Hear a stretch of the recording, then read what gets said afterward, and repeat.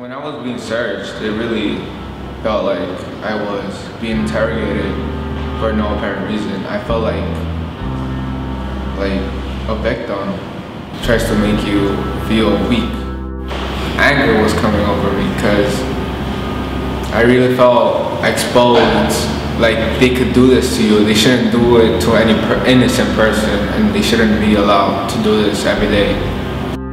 In 2011, New York City officers made 685,724 stops as a part of the Stop and Frisk policy. 88% were innocent.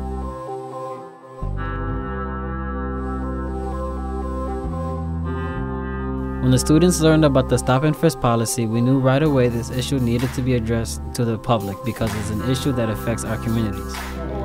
Mayor Michael Bloomberg and the Police Commissioner Raymond Kelly have enacted the largest system of racial profiling in the United States, and it needs to stop. It strikes fear in our hearts. Stop and Frisk policing policies represents the darkest side of diversity. Before we started working on the documentary, many of us didn't understand completely what Stop and Frisk is. We slowly began to research to get a better understanding. We visited Latino Justice, which gave us information and a clear perspective that helped us develop our documentary. The Stop and Frisk program is a feature of policing that is very well known in New York City. It's happened in a number of other cities as well, but no one does it like New York. Stop and Frisk is basically a police practice that claims to reduce crime by preventing crime before it occurs. And it does so by excessively stopping and eventually frisking or searching individuals on the streets of the city of New York.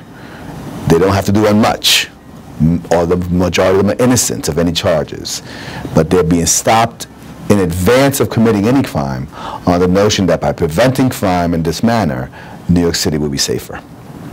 In 2012, police are on the pace to make more than 800,000 stops, which is more than twice the population of Miami. This is what the police will tell you, what the mayor will tell you, is that they see a connection between excessive stops and frisks and lower crime. So if you ask the mayor of the city of New York, he'll say stop and frisk has a consequence. It's reduced crime. According to NYPD ComStat, in 2003, 160,851 stops were made with 604 guns produced. When comparing 2003 to 2011, over 524,000 more stops, with only 780 guns being produced. Each year, fewer than 0.5% of stops produce a gun. Nobody, not the mayor, not the police commissioner, not any professor of criminal justice or criminology knows for sure. Nobody knows for sure why crime rates rise and fall. What's happened in New York in the last 22 years, crime rates have tumbled. But they've also plunged around the country, not just New York City. There are a lot of different explanations, a lot of different theories. Stop and frisk might be a little piece of the explanation, a small part, but there are many, many other changes that have taken place in 22 years. As I head out to the train, to a site oh so plain, I get stopped by the police, acting like they know me. I'm just a good kid, never did a bid. As they pat in my pockets, I wonder what I did, but I got no response but to put my... This is a predominantly Latino community. It is a low-income community. We have African Americans and Latinos. It's a community of color. And I became aware of the stop and frisk issue, obviously, in my interactions with community residents. The issue comes up all the time in meetings that I have with families or with young people. And it's an unfortunate reality. It's a very well-known issue because of the fact that we have so many stop and frisks happening. We have over, at this point, close to 700,000 that are happening on a yearly basis. What do you do when you can't trust the men in blue? I call them men in black, double back, retract my steps, wondering what I did when the men in blue harassing and patting you. So I remain low key, be flat when I raise the beat. They mad, we exposing me. Don't test me and turn me to the ones with attitude. Do your job and get better gratitude. Y'all ain't man, y'all the gang in blue, but no crippin', y'all the NYPD who stay pimpin' to get the status quo. It must be the first of the month, cause I see y'all in harmony, attempting to stop 17. Stop it first, I got a break of words that I had to deal. Lyrical picture of the action of the boys in blue. So you catch me in all black, MIB, PD and FBI looking for the 100 child. I've been stopped so many times I probably can't even count. But it became something like it was normal to me after a while. It became something like it was part of my culture. I mean, being Puerto Rican and seeing just Puerto Rican and black people being stopped constantly, I said to myself, maybe this is something normal supposed to happen to me. So I grew up believing that this was normal. But when it started happening to my stepson, when it happened to my son, it started happening to the kids around the neighborhood of good friends of mine, I started seeing it different. I started seeing like, you know, this is not right. This is something that needs to be talked about, needs to be approached. So. I've been stopped and frisked myself. Walking home one time and a cop stopped me, said I was looking back at him, and this came to a big thing, and yeah, he just stopped me basically looking at him and felt that I was suspicious. Alright, so I was coming up this block, I was walking home at night, and a police officer came by. He drove past me, and when I looked at him, I heard his car turning back. So by the time I got to this corner right here, he stopped me. They got out the car, they parked right there. They got out the car, told me to put my hands up, asked me why I kept looking back at him. I told him because he looked at me, I looked back at him. When you were walking the block with your hood up and you keep looking back at us like that, bro, you think you might have something? Because I had my hoodie in there. They do that. You have your hoodie on your body. Well, because it was cold. Yeah. You going to smack me? You going to smack me? No, you asked me why I have a book Who are you talking to? You asked me why I had a book on. You think you're You asked me if I had a book bag. Yo, why you, come on, why you touching me for? And right after that, they decided to put me on the wall, saying they were going to arrest me for being a smart ass, for being a muck. Mouth, kid. Why am I getting arrested for? Your mouth. What am I getting arrested for? For being a mutt, you know what? Also, that's a law, being a mutt? They just got in the car and drove off. Why you push me like that for? Why you push me like that for? Why you push me like that for? I swear to God. Why you push me like that? Why you Yo, why you touching me like that? Why you pushing me like that? Now I'm calling the cops just for that one. Describe the effects of stop and frisk. The effects of stop and frisk are multiple. The first immediate effect, I think, happens to the individuals who are being stopped. I think that's the issue. The individuals who are being stopped in the city's streets are individuals who have committed no crime. So I suspect that one of the biggest consequences of a stop and frisk program is the inability of black and Latino youth and adults, they all get stopped, to have any faith or confidence that the police is actually doing anything legitimate, because they're being stopped even though they're not committing any crimes. The other consequence of stop and frisk is that it falls much more harshly and much more directly in Latino and black neighborhoods. New York City has a sizable white population. White folk are not being stopped and frisked anywhere near the numbers that black and Latinos are being stopped. Out of the roughly 685,000 people stopped last year, over 350,000 were black and over 223,000 were Latino. About 61,000 people out of the total stopped were white. Profiling charge is a very serious one.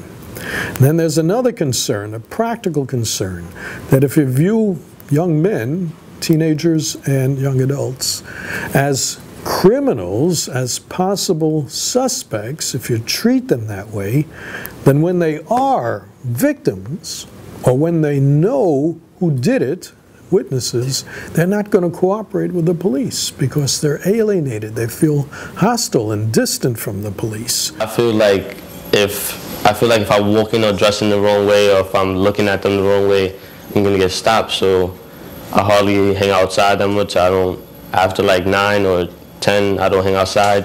This ongoing process of criminalization that sociologists and criminologists talk about that happens in these communities, where certain individuals, certain young people are repeatedly and sort of systematically criminalized, not only necessarily by police, but people in other institutions, schools.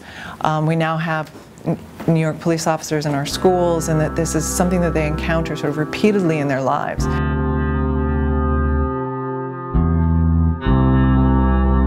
Before this time, and then they wonder why we're out here protesting, because there's been no justice. And peace is the fruit of justice. And therefore, when you have no justice, then it is you can have no peace. So if we are disturbed, and this family is disturbed, then we have to disturb everyone else. I think the way police are trained, and their attitude about how they perceive a particular community has to be addressed. And though we may not be able to address it directly ourselves, I believe the police department needs to address it, because in too many instances people are stopped that just should not be stopped, and it is the simple fact that they happen to be in the community, or they're driving a certain kind of car, or they just look suspicious, and that is not the way I think police ought to be operating. Well, we all know that in New York City there are some neighborhoods that have real mean streets, and we know that in New York City there are some neighborhoods that are very quiet and safe. So the question is, how do you handle crime in the tough neighborhoods where there are lots of activities going on that are illegal? Things like after-school programs and all these kinds of other things that we know help, educational programs, a lot of prevention programs, finding programs for kids to make it more interesting to do things other than join gangs, to build community ties, to develop community organizations, all these kinds of things.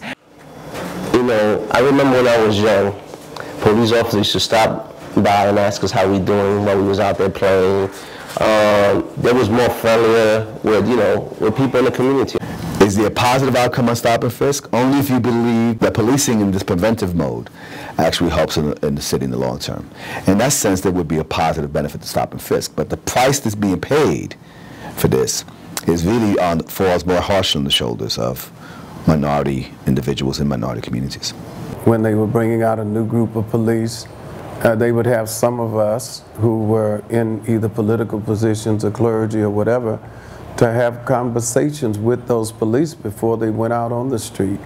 I don't think they have that anymore, because what I would tell them is, just because this community is predominantly African American does not mean that it is a community that is ridden with crime. And so I think the way to do it is to tackle the root causes of crime. In other words, unemployment, poverty, failing schools, dysfunctional families, teenage idleness. This is where the problem arises. And of course, drugs, guns, gangs are part of the problem, but they're being fed by these root causes. So I'd like to see all the money spent on police overtime, all the money spent on court costs for all the stopping and frisking. I'd like to see that money spent to tackle the social roots of crime. I think stop and frisk has a very, very limited role. I mean, individuals should be stopped if they are engaged in crime or suspected of being engaged in crime. But just stopping for the sake of stopping doesn't help. But I'm willing to do whatever it takes, by any means necessary, to abolish this policy of stop and frisk from being practiced in the neighborhood that is populated with people of color. I think we have to try and find some balance. I think that's the key part, is being aware of people's freedoms are being taken away and where a lot of people are not being treated well. And I think we need to be careful and always keep that in mind. And in the United States, everyone who gets arrested has a number of rights. You have a right to find out what exactly you're being arrested for. You have a right to of course, be seen by a judge as soon as possible and declare yourself either innocent or not, or guilty. If it's going to be a serious crime, you have a right to a bail. And of course, you have a right to an attorney. Because the Fourth Amendment of the Constitution protects you from being harassed, from being stopped, from being questioned without no reasonable suspicion. When stopped and frisked, you have the right to remain silent. Refuse a search by saying, "I do not consent to this search." Know if you're being detained or arrested by asking, "Am I free to go now?" Record police activity.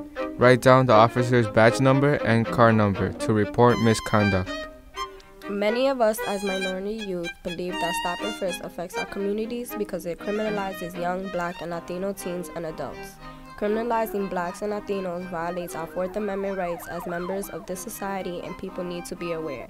Criminalizing creates fear and uncertainty when it comes down to associating with police.